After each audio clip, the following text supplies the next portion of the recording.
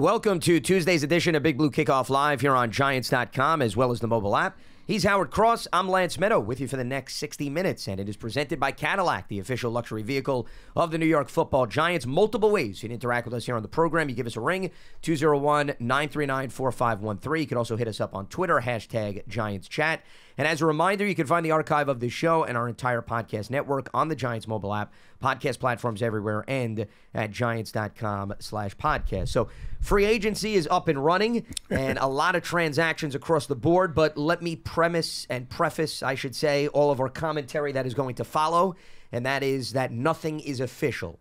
Wednesday, 4 p.m. Eastern is when players can put their John Hancock on contracts. Until then, physicals can happen, changes can happen. So everything we're talking about is not official at all in terms of the Giants' perspective. But we're going to go over all the moves. They can't spend the money yet, you mean? You can't, don't buy nothing? Nothing is officially adding up in the salary cap until we get to Wednesday, 4 p.m. Eastern. It's more of a bookkeeping issue, I guess, is what we're getting at. Well, we knew a big theme this offseason, Howard, was going to be the trenches, whether it be the offensive line or the defensive line. And according to reports, the Giants have addressed both of those areas. Let's start with what I would say is by far the biggest splash, and that is pulling off a trade with the Carolina Panthers. And once again, according to reports, it's a second and a fifth, nothing official, in which Brian Burns will come over. Now, Burns was a candidate for the franchise tag. Yeah. Panthers ultimately decided to go in a different direction, but they now are shipping him to the Giants. And here's a guy who's had at least 7.5 sacks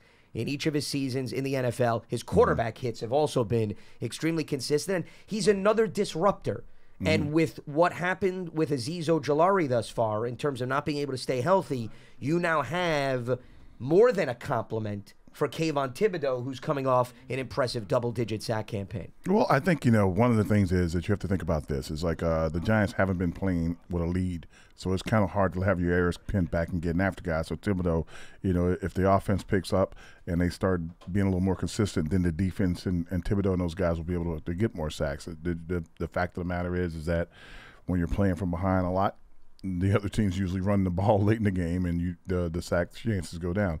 But with a player like this coming in, you'll have more chances in that first and second down when they start to throw the ball. That will be hopefully make things more productive in the pass rush, and they'll get more hits on the quarterback. And the thing that you said, the hits on the quarterback are important. The more times you get to him, the more times you knock him on the ground, the more times he's thinking about it.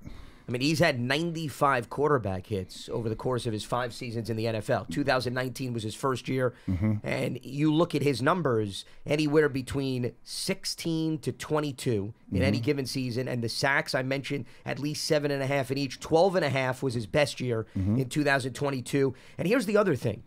The durability factor, Howard. Okay? We're talking about an individual that is suited up for at least 15 games in each of his 5 seasons with Carolina. Now, remember, when the Giants went out and signed Olivier Vernon, he was the poster child of this. So, all of this has conditions, but it's good to know that a guy, year in and year out, has been able to hold his own and stay on the field. That's at least encouraging. Well, thinking about Ojulari, I have to tell people this, that, when they drafted him, they knew he was going to be on the pitch count. Sure. So he had baggage. Injuries. Yeah, he had baggage. He had the knee. He had to get knee the whole time. So when he's healthy, he's so good. But when there's a problem is he's not going to be healthy that often. So bringing this kid in is going to be, your greatest ability for everybody. It's availability. And when you're available, game in and game out, good things happen. Continuity happens. It just picks up the pace of play. A young guy, too. He's only 25 years old. That's key. That is a big thing also. So it's going to be interesting to see. I'm excited about, the defense now having a chance to get after the passer consistently from both sides of the line. So we'll see. Well, I think you hit it right on the nose. You want to bring in guys that are coming off of rookie contracts because there's still that peak that they could potentially reach. Absolutely. The window is wide open. So I think that's what makes also a guy like Brian Burns extremely attractive. So that's going to make Dexter happy also to have another guy out there that's going to listen, the more playmakers you get on the field, the merrier, because it helps everybody. Now it gives teams a reason to shift their attention across the line. Absolutely. And I don't think that necessarily going up against the Giants this past season, they pose that threat or that challenge to the opposition consistently. Well, the threat was there were so many blitzes. So that's what the threat was. No, that's true, meaning they had to account for everybody coming. But I guess what I'm saying is if you pinpointed the personnel and you said, okay, who can damage the game, were you looking at 5 or 6 guys? Exactly. I got you. And I think that's where the Giants want to get to, with Shane Bowen, of course, taking over the defensive scheme. Then we flipped the script. They brought in 2 free agent offensive linemen. They brought in John Runyon Jr., whose father was known, as you well know, for playing for the Philadelphia Eagles, had a heated rivalry with Michael Strahan. Runyon has played both guard spots. And here's another guy that has a lot of starting experience, coming off of a rookie contract, and also has been durable. You know, that's the key. Again, when you're talking about can you rely on this player, he's played in every game since 2020, because we didn't make the transition to 17 games in his rookie year. So he was in all 16 games. He wasn't a starter that year. Last 3 seasons as starter, he's appeared in all 17 games. And the good news is he's got versatility. So you can move him on the left side or the right side in terms of how they determine the allotment of personnel based on the other moves they make over the course of this offseason. Like that guy a lot. I like the idea that you could bring in a guy that's probably going to be a starter, not just bringing in somebody that, we hope that he fits in somewhere. We bring in a guy that can start at either side, which is also great. So that's going to be he's a definite plus and a big upgrade at the guard position. Now, the other offensive lineman is Jermaine Illuminor. He has ties to Carmen Brasillo, who just came in as the new offensive line coach. They spent the last 2 seasons together in Las Vegas. And Illuminor was the mainstay at right tackle. 17 games he started 2 years ago, 14 this year. Then they go back, actually, Howard, to their days together with New England. Illuminor was there in 19 and 20. In 2020, they assigned him the starting right tackle job right out of the gates. Problem was, week 6, he suffers an ankle injury, and in and out of the lineup, so they went in a different direction. And Brasillo was the co-offensive line coach in 2020. He was a coaching assistant in 2019. But the point is, he's followed his development. And you can argue, how did Illuminor go from a practice squad guy to a journeyman who's been on a few teams because he started his career with Baltimore to now a reliable starting right tackle? Brasillo has his hands in all of that, and now that will continue here with the Giants. And how old is he? He is 29 years old. Okay, all right. It's still young enough. We're going to see. It's going to be interesting to see how good he's going to be, how well he can pick up the scheme, and I'm sure he already knows, because if they've been together that long, they're very familiar with each other. So that's going to be super helpful for him, which means that, hey, look, Evan Neal, they're bringing guys in. Get yourself ready. Which I'm sure Evan Neal anticipated. Absolutely. I mean, come on. He knows based on what happened last season. And we don't know where all of these guys are going to line up. I think that's important. I know there's a lot of speculation, but you figure Neal will compete, to your point, with Illuminor at right tackle. We know about Andrew Thomas. Runyon, you could go left or right, depending on where they go elsewhere in free agency or the draft. And we know John Michael Schmitz is obviously at center. But here's the thing, Howard. The 2 guys who started at guard at the end of the season were scheduled free agents. I mean, they had to do something at this position, and they clearly didn't waste any time. And, oh, by the way, Illuminor has some experience at guard as well, going back to the early stages of his career. And also, when you talk about guys being free agents at the end of the year, and you got to figure out if you're going to pay them or not, they didn't play. We all can agree that the offensive line struggled mightily last year, so you're not going to be paying guys, the extra ticket just so they can stay around to have more of the same. You want to try to improve. You don't pay for the same. 100%. So they were very active in terms of the first day of free agency, in terms of tackle and guard. And then the other piece, and pass rusher. And then the other piece, staying on the offensive side of the ball, is running back, with Devin Singletary, according to reports, joining Brian Dable again and Joe Shane, because both of them were all together, the 3 of them, I should say, in Buffalo. Shane was involved in the front office when they drafted Singletary in 2019. Dable orchestrated the offense. And the thing about Singletary is he's been part of a tandem, Howard, throughout his career. So, they're not bringing him in and he's going to get 300 some odd carries. But with the young guys they already have on the roster, you can formulate a running back by committee, like we see, right, a bullpen by committee in baseball. And Singletary, if you look at his numbers, he's gotten in the 150s to 200 volume of carries. Remember, he also played in an offense where Josh Allen was a prevalent part of the run game. But he was with guys like Frank Gore, Zach Moss, James Cook, when he was in Houston last season, Damian Pierce. So here's a veteran complementary piece who has not been overworked throughout his career because he wasn't necessarily a workhorse. I think it's more than a player. I think they're structurally trying to build more successfully closer to like a Buffalo kind of offensive look at things. I think running back by committee is what Buffalo's been using for a while. They haven't been paying running back some huge amount of money, and guys have kind of come in, kind of come out. They've been very successful. Again, you do also have Josh Allen as part of the run game, so it's been a successful piece, and you're able to build more around other positions like offensive line, of course, and some of the defensive line. So I think you can kind of see the strategy they're kind of using, kind of employing, not to overpay in one spot so they can try to get better all around. So I appreciate some of the things they're doing. Between 151 carries and 216 carries is what he's been working with throughout the course of his career. Also, somebody that's chipped in as a receiver. Yeah. Maybe not a high-volume guy, but you can utilize him on third downs based on his skill set. Mm-hmm. And he's somebody that, once again, will add a little bit more versatility to what now is going to become a relatively young backfield. Yeah. Well, it's going to be a young backfield, hopefully a better offensive line. So there's going to be a lot more opportunities for these guys. So it's going to be really interesting to see how they kind of put those guys together. Who's going to step into the forefront? I'm suspecting they're thinking he wants to be the leader of the pack. Sure. And he will be familiar with some of Dayball's schemes and what he's been doing. And it's going to be interesting to see how Kafka can put these guys to use. It's going to be fun. You got Eric Gray and Gary Brightwell still on the roster. Yep. Gray, 5th-round pick last year. Brightwell, the 6th-round pick. And I thought Brightwell showed some flashes. He had some opportunities, right? Yeah, he's a strong back. He's able to put his head down, run between the tackles. When he gets outside, he got a little bit of a shake about him. So he's going to be excited to play. And again, running back by committee, a lot of these guys are going to be hopefully healthy the entire season, keeping guys up, keeping them ready to go, and be excited about playing. I mean, this is a great opportunity for all of them to try to better themselves, and most of them are very young guys. So the need for Singletary was created. Should we get to the elephant in the room There's in terms an elephant. of what happened? That's why I didn't wear the Alabama hat. I wore the Notre Dame hat, so you wouldn't say the elephant in the room. Okay, I'm sorry. My apologies. I didn't go over the memo. I know. I kid. So the Giants, according to reports, have lost 2 prominent players who they drafted, and first, of course, is Saquon Barkley, who signed a deal reportedly with the Philadelphia Eagles. So I can only imagine what Giants fans are thinking from that standpoint. But before we get into what that decision means, I think what we've been talking on this program for plenty of time is that Saquon wanted to hit the market, Howard. Clearly every player wants to hit the market, but he in particular, because he was given the franchise tag last season, and all it takes is one team, right? That's all it takes. One team that could give you a significant offer which doesn't compare to any other team across the board. And he found that in the Philadelphia Eagles, at least from a financial standpoint.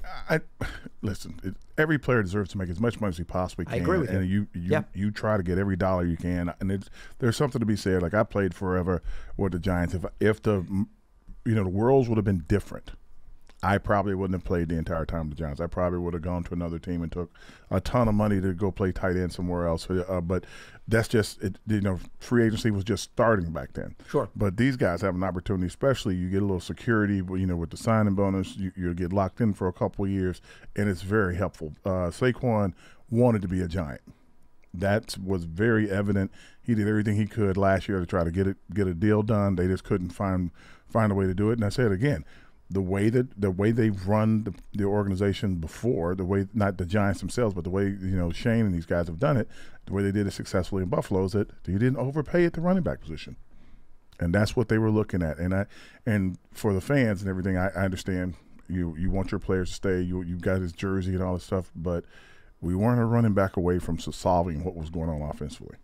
Well, and listen, as good as Saquon was when he was healthy, you're right. It wasn't necessarily translating to wins. So, you bring up... That had nothing to do with him. But I'm not putting it on him. I'm just saying that in particular, if you at least look at his offensive production. But what you were indicating, Howard, is, at least based on what we've seen, there is a movement towards investing up front as opposed to investing in, think about it, you had potentially money that you could have locked up at a running back position and the safety position because Xavier McKinney got a lucrative deal from the Packers. Instead, you're taking those investments and you're saying we're going to get stronger at the pass rushing position because we know we need to get after the quarterback, especially if Shane Bowen's not going to blitz as much, of course, as Wink Martindale, potentially, just at least based on the scheme.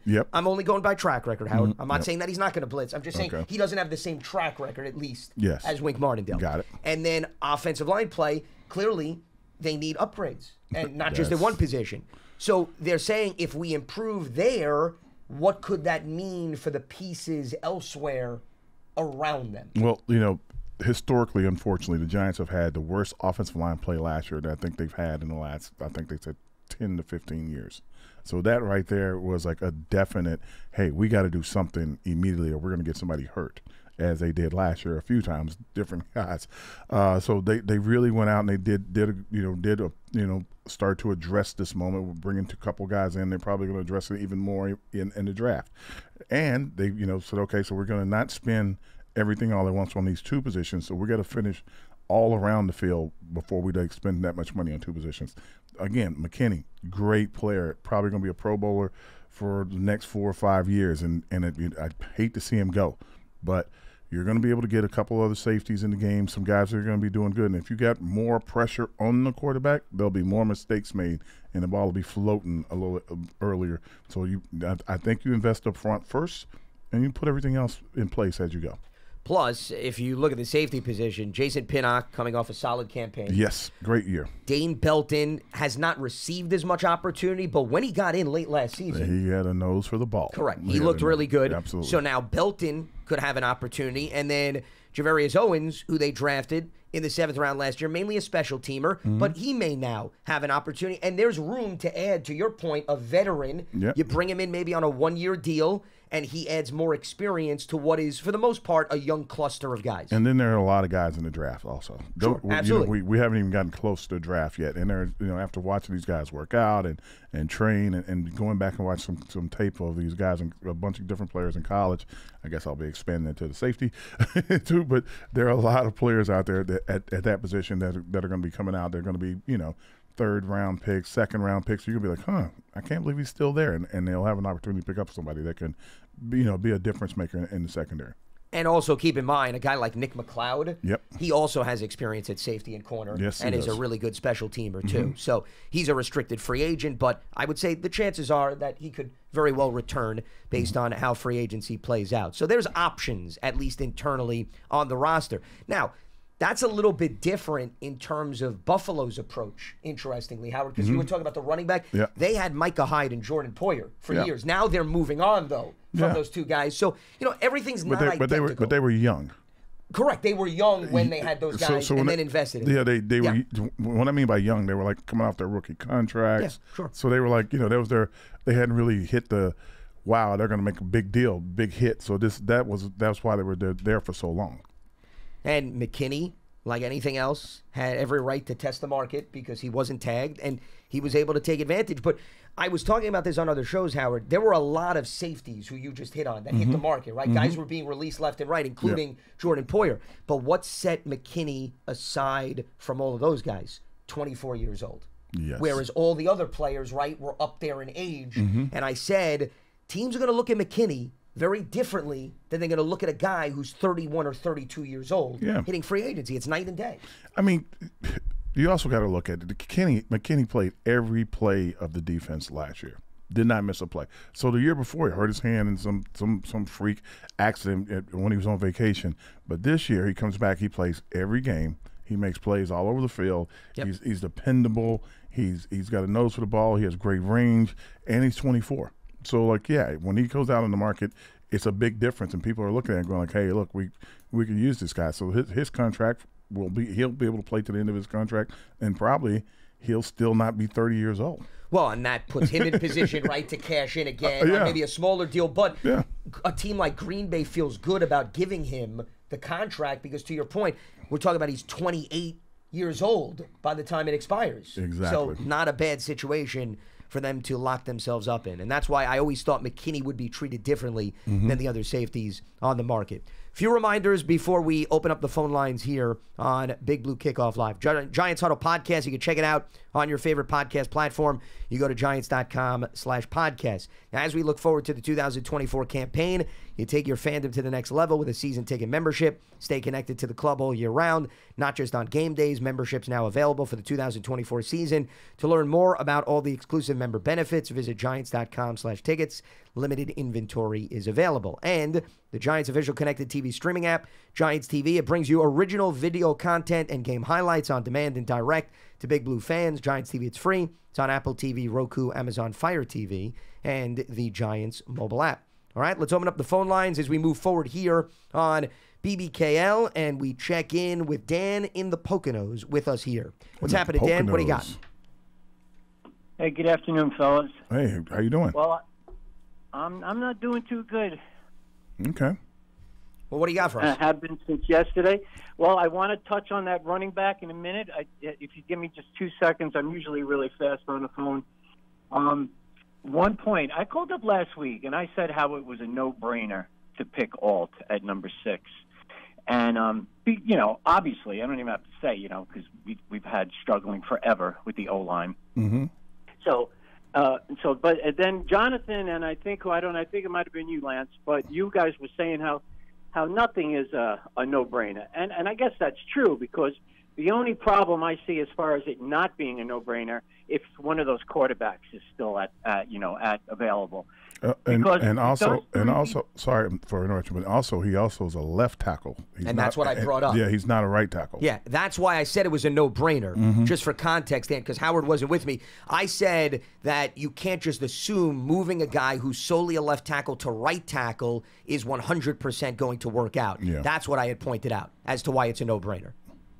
Okay, and you guys did point out that just because I heard a few guys say, "Oh, we'll move him to the right and he'll be fine," that doesn't necessarily mean that. Well, it's a bit of the land of the unknown. I mean, he's a heck of a talent, but I mean, as Howard can attest to, I mean, he played tight end. Footwork changes completely. Well, it's not only footwork, you know, and the sad thing is for players that are coming in and coming up to date, they don't have the ability to actually practice it. Like they don't get full speed practices and pads and have to be forced into it. So, you know, something that you're naturally doing the entire time through college, and it's like, okay, switch, do it to the other side.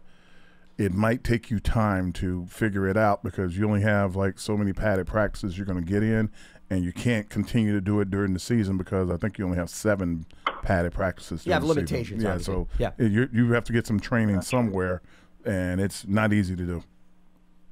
Because, you know, the reason I even say that is because I mean, I'd love to have, you know, neighbors or one of these, but, you know, I just don't want to see Daniel running for his life. Next thing you know, he's laying on a stretcher, and we're in the same boat as always, you know. So that's why I was just saying I just want to do the O-line, you know.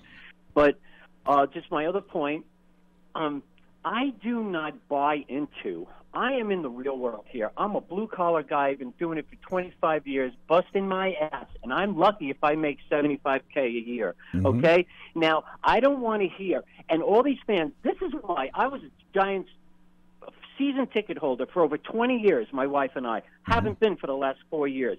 No, this is why I stopped, because Saquon was our best player. We can't even, I mean, you could put the ball on the 1-yard line. We can't score a touchdown. We can't score points. So we let Saquon walk.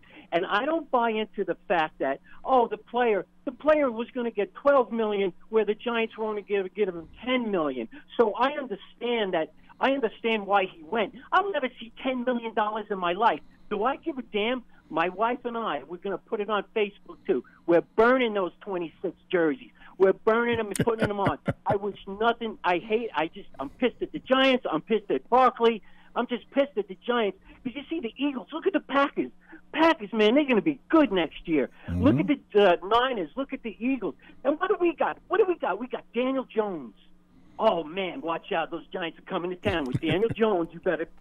Well, I mean, listen, Daniel, Dan, the Houston Texans, I don't think many people expected them to have the season they did last year. I mean, you never know in the NFL. I understand, and listen, we appreciate the phone call. Thanks for giving us a ring. And every fan is entitled to feel like Dan feels, but also at the same time, the player has every right to test free agency and accept the deal that he wants. I mean, you could look at it both ways. Listen, here's what for fans and any fan that calls in and says this, I would love to hear this. if you're working at a job, whatever your job is, and like he was just said eloquently, he's making $75,000 a year. If he could get the same job making $125,000 a year, would he take it? Without a doubt, without any hesitation. Correct. So the thing is, and I understand fandom, but you should be if you're a fan of the player, just be a fan of the player. Players move and players come and players go. Be a fan of the jersey, not the person in the jersey. Well, that's the nature of the NFL. Look at what also happened. According to reports, Aaron Jones, right, was let go by the Packers. Yep. Where's he going, Howard? He's going to the Vikings. No, you think Packers fans love that? Look, it happens. If they're paying, you want to. This business is, it's as much fun as it is, and as exciting as it is, and as much money as you make, it's also very short. So you have to get in, get what you can, try to leave as healthy as possible, and move on with your life. It's tough, believe me. Well, and unlike Xavier McKinney, Saquon is probably of the realization he's only going to get this one lucrative contract, Howard. This is it. This is it. That's what I'm saying. For a running back, I'm happy that he got his money and everything. I'm sorry it was with the Eagles, but this is it. He is, 27? 26, well, whatever. He's been in the league 6 years. But it's more of the mileage. It's not even so much the age. No, it is. The running back. It's everything. Like he's been 26, and he's 27. Yeah, 27 years old. He just turned it in February. Yeah, he'll be playing this contract if he's able to stay healthy and play through it till 30. There are not many 30-year-old running backs in the league, if any. Well, if they are, they're on short-term deals and they're complimentary backs. You're not necessarily putting as much stock in those level of running backs. I don't know. Maybe Tyreek Hill, is he? I don't know, but I don't think there's very many running backs that are 30. That doesn't happen anymore. The days of Emmitt Smith. Well, Adrian Peterson played till he was up there. That's look at you to my age, AP, man. That's I mean he's a monster. Of course, he's in a league of his own. But I'm saying there are still some guys that are up there in the age. Frank Gore. Look how long Frank Gore played forever. Okay. Yes, he did. Yes, he did. He played so long that you thought him and his son were going to be teammates. Yes, that was pretty cool. Yeah. So there are a few guys, but I think your point is well taken in terms of the role and the level of a contract is not going to be anywhere near what you could get when you're 25 years old. That's it. He's going to get all he can get now. That's going to be the big move. So that's definitely part of the mindset. Absolutely. Let's head back to the phone lines. We got Lucas in New York. Lucas, welcome aboard. What do you got for us?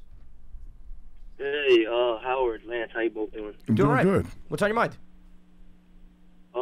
So for me, Saquon leaving, it sucks. Gabe Davis got more per year than him. I think the Giants could have given him, $13 million. I don't think it would have broken the bank. His stats for the team are great. I don't think Devin Singletary is going to do as much. I don't think anyone expects that.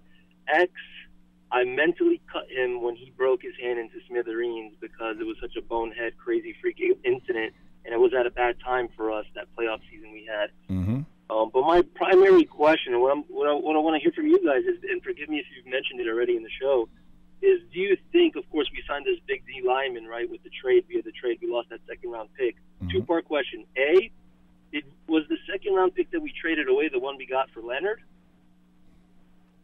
And B, do you think it's going to affect us?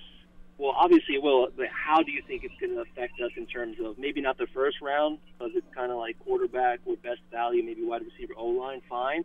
Mm-hmm. But in that later second round, the only pick we have, do you think it shifts to corner comfortably? Like, do you think it shifts a little bit of the paradigm of the situation? Well, and you're going to hear what you're going to say, Yeah, so this is what I think. I think that, getting the kid in as a other pass rusher, a productive kid that gets a lot of hits on the quarterback, a big-time pass rusher, where a year ago the Rams were trying to give up 2 first-round picks for him, right? So you're getting the value of a kid that a lot of teams in the league really, really have a high value on. The Giants were able to get him for the second and the fifth. So I think that they made out in that aspect alone. That means that you're not trying to draft another pass rusher or something. You're actually getting a young guy that can still bring it real heavy. So that's a good thing. So that doesn't really affect it that way. You still get your first round pick, whatever direction they decide to go. The second round, you weren't gonna get a guy like him in the second round. I don't care what position you were picking, unless it was just somebody that kind of slipped through the cracks. 100%. And to answer your question, it's being reported. But once again, this is not official, so things can change. It's being reported that it's the number 39 overall pick in the 2024 NFL Draft. That's the second rounder that's going to Carolina. Is that our natural second round, or did we pick that up for Leo? Was that the Seahawks? That is the natural second round pick. If you think about it, 32, that's 6 rounds. That's 6 picks in after. So that would be our pick. But once again, it's according to reports, and when they hammer out the deal officially, things could change. So I would take that right now with a grain of salt, because even though it's reported, doesn't mean that that's exactly how it's going to come to fruition. And 39, to confirm what Howard said, is the original Giants pick, because I'm bringing up the draft order, and that is their actual pick. Yeah. I do good with numbers. And the Seahawks have a slightly worse pick, so we almost got Leo for $10 million. The Burns character. We almost got him for what I'm seeing is a 5th-round pick and $10 million difference, because Leo's contract was $20 million, 20-something million, $21 million. Well, and you also have to look at it from the standpoint, Lucas, and appreciate the phone call, that they're also two very different players, Howard. Brian Burns and Leonard Williams. I wouldn't necessarily compare them stylistically speaking. I mean, Leonard is a guy that's interchangeable inside, outside. Burns is a typical pass rusher off the edge, whether he's a linebacker or a guy that plays on the line. So a little bit different in terms of what you're getting in a guy like Burns. What you were trying to do, what the Giants appear to be trying to do is trying to get more pressure on the quarterback. It has nothing to do with Leonard or anything. I'm not taking anything away from him, but more hits on the quarterback, more times on the ground. They're trying to make it an even line of scrimmage, where if you got Thibodeau on one side, you want somebody coming off the other side. With Dexter in the middle, whoever you put in the middle beside Dexter now, they become a better player, because all of a sudden you can't double anybody. That's what they're trying to do. They're trying to get guys away from double teams and get more guys free one-on-one against and being able to beat somebody one-on-one. Because you look at Carolina's defensive front, what Burns opened up for everybody else was noticeable. Absolutely. On a weekly basis. And that's exactly what the Giants are anticipating, that he'll help Thibodeau. Thibodeau will help him. If Ojulari could stay healthy, now all of a sudden you have a third guy in the mix, and we didn't even mention Dexter Lawrence. Yeah, I think Ojulari stays healthier now, because he doesn't have to have as many reps.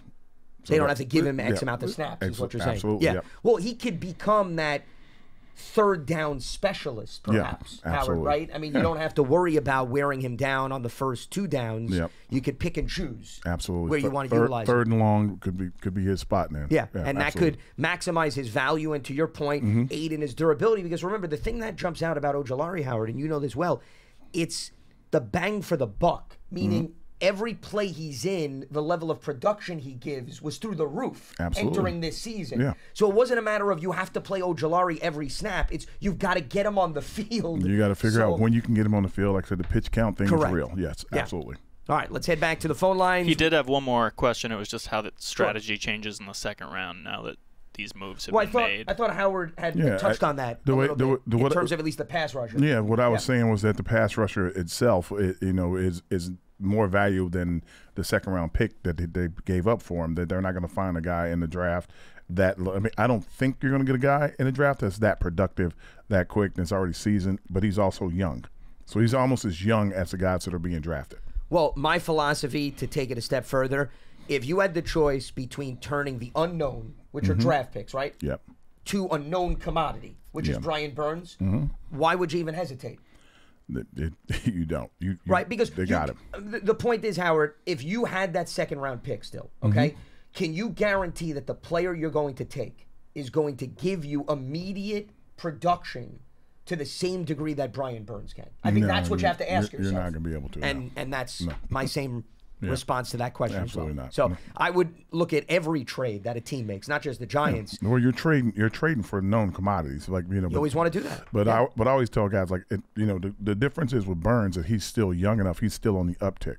So that's what the good thing is about him. I think that's probably more than anything else. When you're that young, he's got 3 or 4 more years of really super being productive before anything starts to happen with his game, and he's very durable. So that's going to be very exciting for him to be here. Well, and that last point is key because keep in mind the Giants also have to give him a new contract in addition to trading for him. But you feel a lot better investing in somebody coming off his rookie deal than if he was maybe 4 years more into his career, like a Chris Jones of Kansas City. A little bit different. I don't know. No, Jones is still a great player. I'm talking about age. I was not talking Chris Jones. I'm like, wait a minute. No, well, Chris Jones is much older. That's a bad reference there. Well, it was just an age reference. Okay. Hey, remember, Kansas City, which just gave him a lucrative deal, notice they didn't give him, 5 years of guaranteed money. They gave him more in the 2-year category of guaranteed money because they're aware he's going to the opposite end of 30 For the now. next 2 years, it's going to be really ugly for teams that's playing against that dude. No doubt about it. He's a dude. Something tells me Steve Spagnuolo's not complaining No. that Chris Jones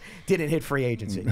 Let's head back to the phone lines. We got Jesse on Long Island. What's happening, Jesse? Hey, Lance. Howard, how are you guys doing today? Very good. Very good. Howard, it's a pleasure to talk to you. I know we haven't gotten a chance to speak yet, and obviously you're a Giants legend. Oh, I appreciate it. Well, unfortunately, I wasn't alive for when you were playing, but not to make you sound old, we like to date him on this show, so that's a great line by you, Jesse. That was really bad. We like to make him feel as old as possible. Yes.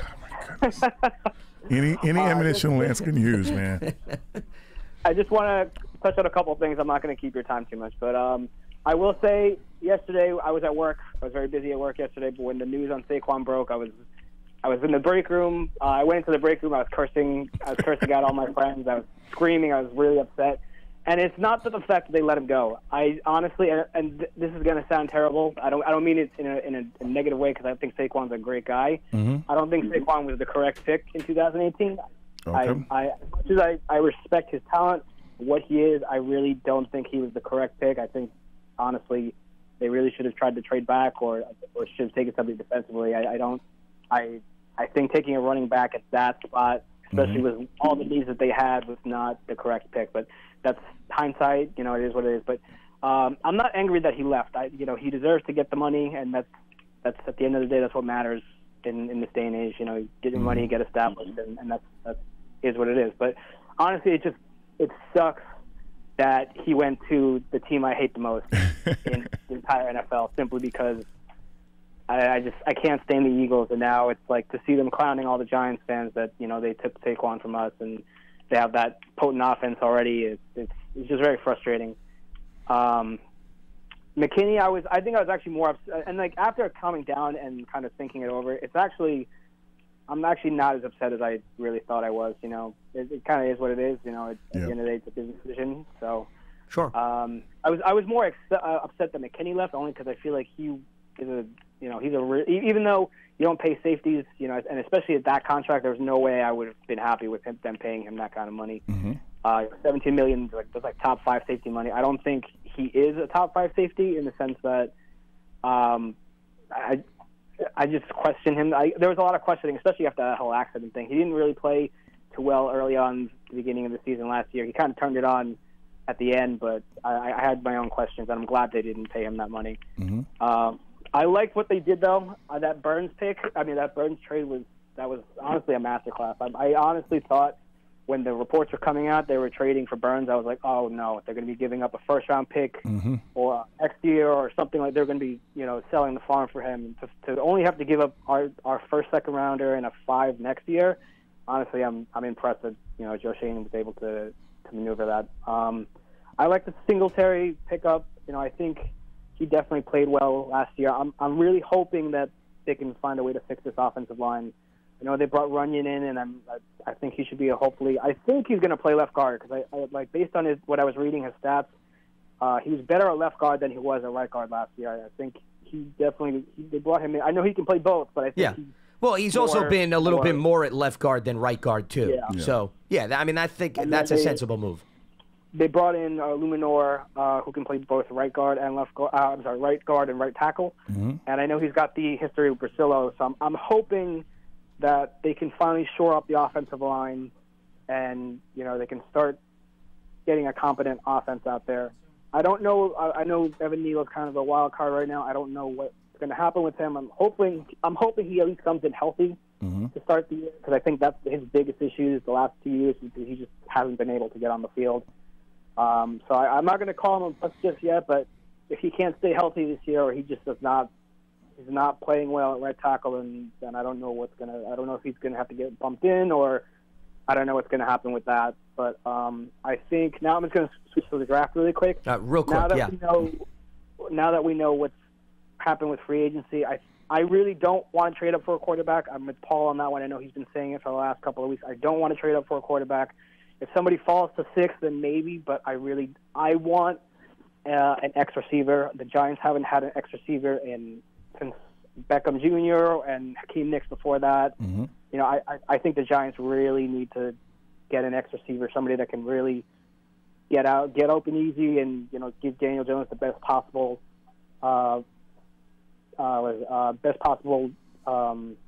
another weapon essentially is what it would provide. They need a weapon. I like Hyatt. I like Darius Slayton, Wandell.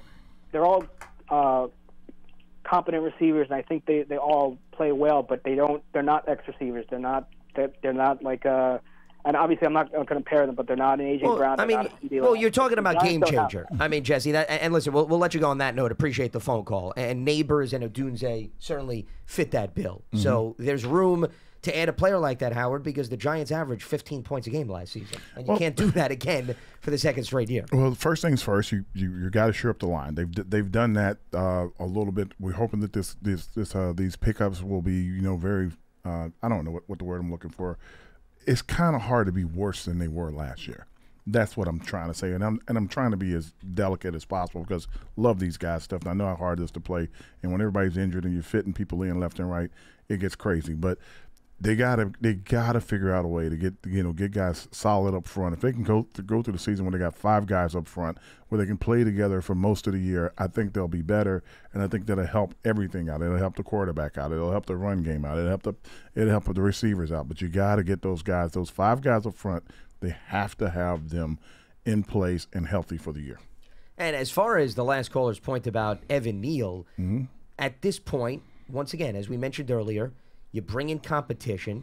He knows that. The team knows that they can't bank on him, and it's got nothing to do necessarily with just performance. It has to do with health. Howard? Yeah, I talked to him about it last year. You got to get stuff fixed. You got to get yourself, as healthy as possible.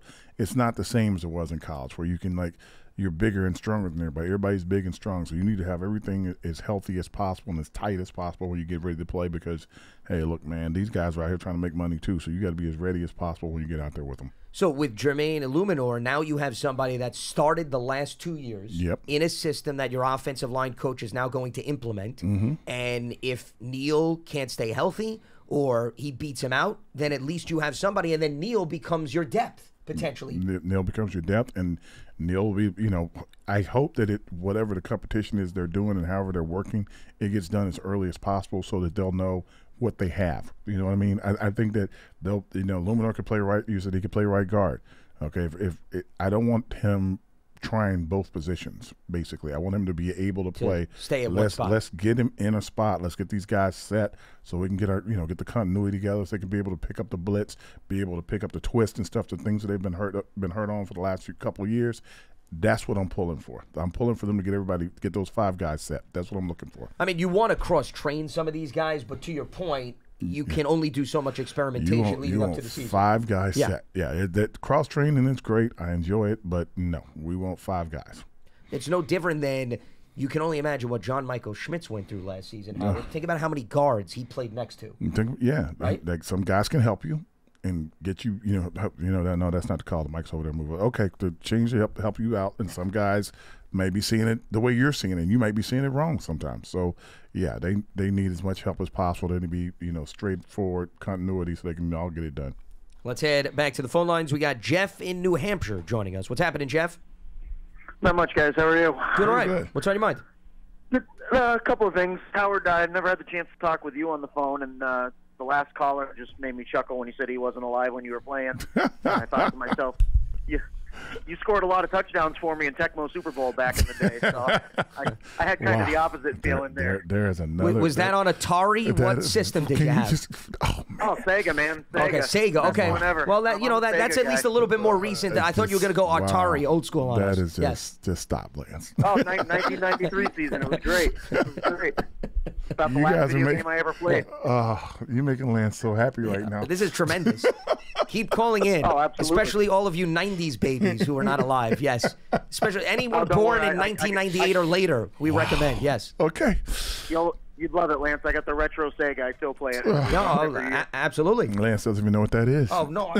Listen, I had Atari and then I transitioned to Sega Genesis. I'm well aware of what the caller is discussing. Yes.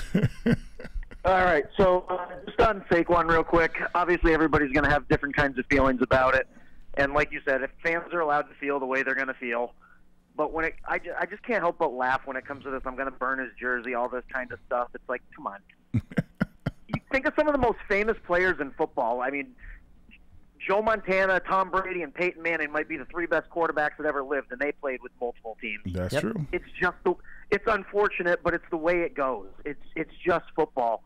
I mean, Howard, you just said yourself, if you had it to do over again, you probably would have switched teams at some point in your career. Yeah, man, but if there was free agency like it is today, I definitely would have. Correct. And instead, the only thing that he could switch is on the roster in Sega Genesis on your game. I mean, think about that, Jeff. Think about how unfulfilling his life is as a result. Yes. But, Jeff, in all seriousness, the other example that I think you could throw out, go to baseball. How many guys have we seen suit up for the Red Sox and the Yankees? Johnny Damon, for example, right? I mean, look at what Johnny did for Boston, that big grand slam in 2004, and then he joins the Yankees. And then here's the other thing. You know there's a market out there that you could resell jerseys? I would not be burning cash. Or what? Can you take the name off the back of the jersey? No, you can sell it. Some people buy them. They buy them players that are no longer in those absolutely. uniforms. Okay, so there you go. It's one of those things where sure, because he went to our rival, and I get that too because they're good now. Mm-hmm. But Mark Bavaro played for the Eagles for a couple of years. Giants fans don't really hold that against him now. Carl Banks played with Washington for 2 years. Do we hold that against Carl Banks now? Yeah. I mean, it stings now because Philadelphia's a really good team, and he's going to make them better. There's no two ways about it. At the same time, we had the player. We had a great running back with a bad offensive line. It's not Saquon's fault, but we didn't win a lot of games in the last 6 years. So to invest more money into a player who's only getting older at a position that doesn't age well, the money can be better spent somewhere else. We should just, in my opinion, at least remember that he was a great player. He put the team first. He came to training camp last year when he didn't have to. That was great of him. We love him for that.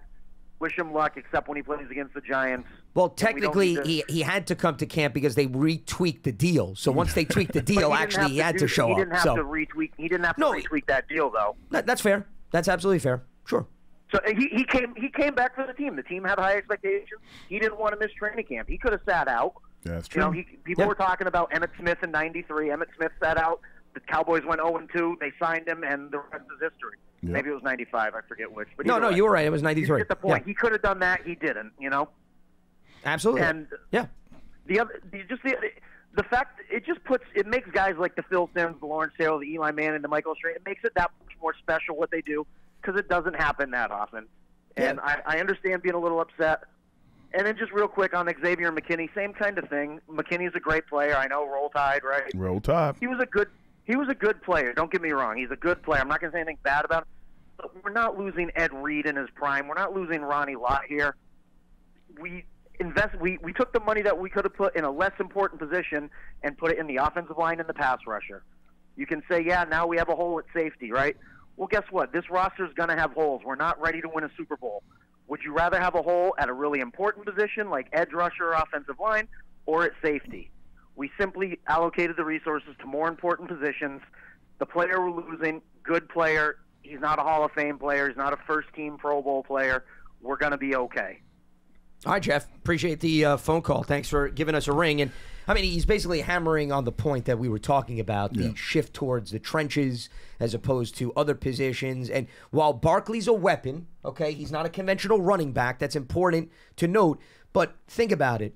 Aside from Christian McCaffrey, very few running backs / weapons have been invested in. If you look at the current market right now. I get it. And I understand what everybody's saying. But let's be realistic. Christian McCaffrey played at Carolina. He kind of had the same kind of career at Carolina as Saquon was having here at the Giants. Injuries that he had to deal with. He got to deal with the injuries. Yep. Everything was getting on him and everything. But when he gets out, he goes to San Francisco where there are weapons around him. He has a better career. They're hoping the same thing in Philadelphia is going to happen with Saquon. I would say, yes, that could happen. And I could also say, I don't know, because the last 6 games, you guys fell apart, and no one knows why. So, like, but for 10 games, you like the best team in the league. The last 6, you kind of look like, no one knows what happened. So, whatever they have to figure out down there, they got to figure out. Saquon will help them, but he's not going to solve all their problems because he doesn't play defense, and they couldn't stop anybody late in the year. So, yeah, I mean, they had major problems on that side of the ball. So that's all good. As for Saquon himself, I wish him nothing but health, wealth, and just go get him, man. He's a good kid. I like Saquon. He did a heck of a job here. He was a great person on and off the field. Always had a big smile on his face. I'm happy for him. That's just the business of the game. I'm happy for him. I hope we kick his butt every time we see him, but I'm very happy for him.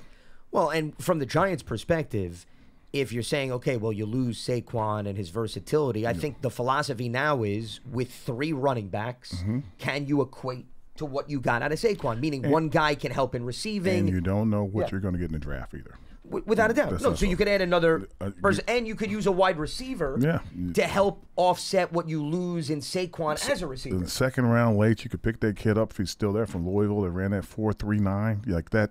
Those kind of guys are sitting out there. And as far as safety goes for McKinney, I think he's going to be a Pro Bowler for the rest of his career. I just think he has that kind of potential. No, he's not Ed Reed. No one's Ed Reed. No one's Ronnie Lott, because it's illegal to do what Ronnie did back then. You just can't hit people like that anymore. But he's going to be a good player. He's not a thumper by any stretch of imagination. But as long as he can, keep that range from sideline to sideline, he'll be pretty good back there. Remember, also, when you have a new defensive coordinator, Shane Bowen's going to weigh in. Not to say that he couldn't utilize McKinney, but they had conversations before free agency even started. Anybody could use McKinney. McKinney's a good player. Well, I guess what I'm saying is about allocating resources. Yeah. If they went to Shane Bowen and they said, listen, if we could take X amount of dollars, get you Brian Burns, but we have to sacrifice McKinney, what does that mean for your defense? I mean, that would be a scenario I'd laid out to my defensive coordinator. I think that when they were trying to hire him, they were saying, like, this is what we're looking to do. Yep. And what do you think? And he's probably like, oh, if you did that, would be that'd be a lot helpful. That'd be more helpful for us. So I can appreciate where he was in the situation. Yeah, absolutely. Well, I mean, keep in mind, this is a guy that's coming over from a Tennessee team where he had Jeffrey Simmons, like Dexter Lawrence, and then he had a guy by the name of Harold Landry off the edge, okay? Absolutely. So something tells me he's got Dex now, he's got Brian Burns, he's got Kayvon Thibodeau, that he's saying to himself, okay, what I was running in Tennessee, and he's got Bobby O'Kerrick to play from sideline to sideline. Yeah, he's got playmakers up front. He got a great corner on one side. It's going to be phenomenal, and just getting started is going to be in the second year. So yeah, he's got a lot. He's got the basis of a great defense.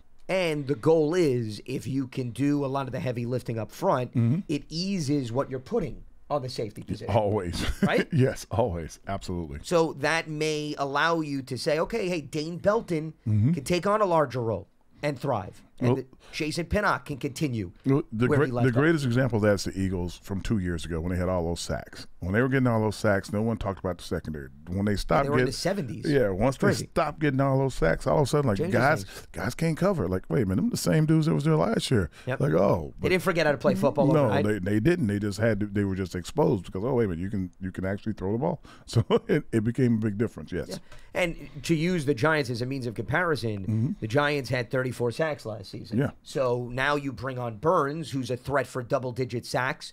Thibodeau already had double digits. We know Dexter could do damage. You're adding another piece. Can you get into the 40s? And how much does that change the secondary? And Dexter will be healthier. Because late in the year, he had the hamstring, so he was struggling at the end of the year. And he was on a pitch count. So, yeah, get everybody in healthy and going. It's going to be very interesting to see. I want to go back to what we were talking about, allocating resources and making up for the loss of Saquon, because a guy that I'm looking at, Howard, who I think could take on a more prominent role, being removed another year from the torn ACL, they can utilize Wan'Dale Robinson like they did Saquon as a receiver I'm talking about. Remember, he also has background as a running back. If you're going to try to make up for the elusiveness of Saquon, to me, I'm pointing at Wan'Dale Robinson. Okay, so I get all that, and I get Saquon. Saquon is a dynamic, incredible player, and he like I said, deserves everything he's going to get. If they get this offensive line fixed, and they, not even drastically improve it, but really improve it, it's going to change the way that a lot of these plays have been played, and a lot of these players are going to look a lot differently because there are going to be time for them to throw the ball. They'll have space out there because if you can't get to the quarterback and hit him in the second step of his drop, like he was getting hit a lot the last couple of years, then all of a sudden, things look different. They got enough players. You got a guy out there that can flat out fly on the edge, right, at Hyatt. So imagine having time to launch the ball up to him when he gets, putting people on skates back there. So it's going to be interesting. It's going to be fun to watch. Again, I'm just hoping the offensive line, I've been saying this for the last 2 or 3 years, you got to fix the offensive line. If they fix it, everything else is going to come. Yeah, because, nobody's saying that it's going to be clean 100% of the time, but if you look at how many times those 3 quarterbacks were sacked last season, okay, 85 times. Yeah. Daniel, between the 3. Daniel would have been sacked 85 times if he was in there by himself. So that's well, he was sacked 30 times in only 6 games. Yeah, that was, God bless him. Yeah. So even if you take 85 and you get it to, heck, if you take 20 sacks away, Howard, think about what that does in terms of additional at-bats for your offense. That's going to be that's huge. If you can take 25 sacks off 85, that would be huge. And that's still a lot, having 60 sacks. It's still, but in terms of what happened last season, it's night and day. Absolutely. Think about how many drives could potentially continue because you have one less huge negative play. Yeah, smack in the middle. And of if you take 25 away, you might as well be taking away 35 because that means you're going to keep, like you just said, drives are going to continue. You're going to score more. You're not going to be dropping back as much because your offense is being more consistent. Your defense will be playing a little bit better. They'll be rested because they're not as many 3 and outs. So yeah, that could help. That could help tremendously. And the point, I guess, that I was making with Saquon, and your point is well taken, the offensive line improvement could help everything. I guess I was looking at how you utilize Saquon. Putting the offensive line performance away to the side, could Wan'Dale be utilized in the same manner, is my point, as Saquon was with respect to the 41 receptions that they got him? I got it, but you have to understand who Saquon is. And I think people are kind of missing it. When Saquon played with the Giants, when he touched the ball, the teams the Giants played against, their number one goal was to stop 26. That's all every defense. You can see when they faked in the ball, and he would go you see everybody's face would turn to watch him. Like, that's gone. So now teams are going to have to okay, how are we going to do this? Who are we focusing on? They got to have a better plan than to stop 26. And that's what the whole thing, and the offense was kind of built around 26 as well. He did a lot of stuff. He was the best player offensively. He was explosive, and if he ever got loose, it could be a problem. Problem was, if 11 dudes are looking at you, it's hard to get loose. Sure. So that's going to be the biggest difference, for him here. And, also him going to the Eagles. There are not going to be 11 guys staring at him because there's a guy on the outside that's a 1,000-yard receiver. A.J. Brown. There's another 1,000-yard receiver Devontae over Smith. here. So, yeah, there are going to be more people. How about Dallas Goedert, the tight end? The tight end. It's a lot. Yeah, there's a lot for them to be looking at. And I'm sure that was part of his thinking process, too. Yeah, so when you think about that, then when you start to, quote-unquote, design a Giants offense now, it's not so much – okay, we got to use Saquon as a decoy. We got to use Saquon for this. We got to see Saquon for that. And now it's more of, hey, let's design plays and see who does what well, so we can start to get into the flow of the game and change the outlook, so to speak. And that's what the running back by committee and all these different things that they did when they were in New England. The person you had to focus on not New England, Buffalo. The person you had to focus on up there is big giant quarterback. Yep. But they also had a receiver out there, Diggs, that could really cause you problems when he got started. So that's what they're trying to work their way up to, to have more receivers out there for the quarterback to throw it to have an offensive line that keeps the quarterback, clean for most of the game, so they can actually run the ball because, the tight ends catching balls, the receivers are deep threats. All of a sudden you hand the ball off, it's just part of the game. It's not like, okay, we got to do this to set something up. You don't have to set anything up because it's just part of your offense. And I don't think that, not to say Saquon isn't the greatest, great talent and everything, but I don't think the utilization of any player on the team will be the same unless you get like Christian McCaffrey in here or a Derrick Henry if he would have come here. Sure. Where like you gotta like stop that dude, and that's not what that's not what they're gonna be dealing with. Well, that's why right before we wrap up here, it's going to be interesting, and clearly they're going to add more talent because they could very well add a playmaker in the draft with the 6th overall pick. But as it stands right now, if you're an opponent, just to go through an experiment, assuming Darren Waller is healthy, I mean, that would be the guy, at least on paper, Howard, no? That I would say, I don't want to damage the game. If the offensive line is really kind of up and running, if you just use the players that were here today, you'd be looking at Wendell to try to slow him down to figure out, because he comes out of different angles running across the field. Well, and that's why I brought his name up. You'd be trying to make sure that Slayton doesn't get started, because once he gets started, he's a headache. If he's still with the team and everything, you'd be worried about Hyatt because Hyatt's on the outside. This is if everybody's healthy and everybody's kind of playing along in the system, and the quarterback has time. If the quarterback has time, all of a sudden all these guys are a problem. Now you're trying to add a guy that's an X receiver. If you add that X receiver, another guy that's like, oh no, he can go get it and make his own, you're just going to have that's just more problems. So yeah, like I said, there is no one player that replaces Saquon because Saquon had all eyes on him. So now they gotta be responsible for all these other guys. And the only way you can make them responsible for all these other guys is you got to block up front, so that they could get out in open space and do their thing. If they can't get blocked, then it's going to be back to square one. And that doesn't mean that it doesn't help to have all these tools, but the tools can only be utilized and taken advantage so much because you're not winning the battles up front, which is why they now are steering the money in that direction to then have everybody else feed off of that element. Exactly. All right.